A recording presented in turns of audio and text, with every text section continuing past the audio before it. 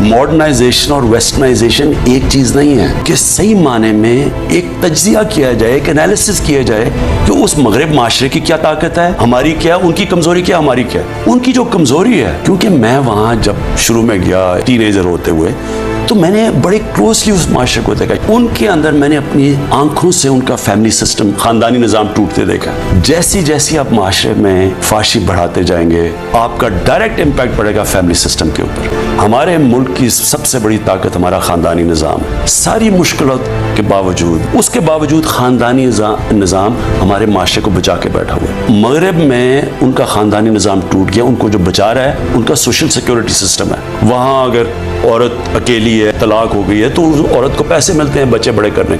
हमारे पास वो निज़ाम नहीं है। हम इतनी खतरनाक चीज़ कर रहे हैं, मुझे अफसोस से कहना पड़ता है, मैं जो देखता आ रहा हूँ। पहले तो हिंदुस्तान में जो चेंज आया, हॉलीवुड को कॉपी करते करते बॉलीवुड बेसिकली हॉलीवुड को कॉपी करता है। जिस तरह का वहाँ आप फाशी उधर है, वो हॉलीवुड बॉलीवुड में गई। बहुत नुकसान हुआ हिंदुस्तान में। उनकी रेप केसेस देख लें, जो उसका इम्पैक्ट है दिल्ली के अंदर, जो देख लें आप, एक माशरे के अंदर जब इस तरह की फाशी कर देते हैं, इसका बुरा नतीजा होना होता है। अब हम बदकिस्मती से वही कर रहे हैं, क्योंकि मैंने शुरू में आके जब बात की कि हमें नहीं कॉपी करना चाहिए, हमें अपनी पाकिस्तानियत प्रमोट करनी चाहिए। हमारा एक मुख्तलिफ कल्चर है, हमारा दीन हमें एक मुख्तलिफ रास्ता दिखाता है। तो मुझे कहा गया कि जी हमारी कोई फिल्में नहीं देखेगा, हमारी कोई वो टीवी सीरियल नहीं देखेगा। अर्तुगरुल ये जो प्ले है, ये मैंने प्रेसिडेंट अर्दोगान को कहा कि, और उन्होंने भी तुर्की में इसलिए लेके आए। उनको मैंने कहा कि और उन्होंने हमें ये दिया पीटीवी को। मैंने ये सिर्फ ये साबित करने के लिए, सारी दुनिया देखती है, हाई रेटिंग है उसकी, लेकिन उसमें तो कोई फाशी नहीं है। कॉन्शियसली अपने माशरे में अपना डायरेक्शन बदलना पड़ेगा। ये जो चीजें कई मीडिया के ऊपर हम समझते हैं कि ये मॉडर्नाइजेशन है, ये हमारे माशरे के लिए ठीक नहीं है। इलामा इकबाल की जो सबसे बड़ी उनकी क्वालिटी थी और एक जीनियस थे,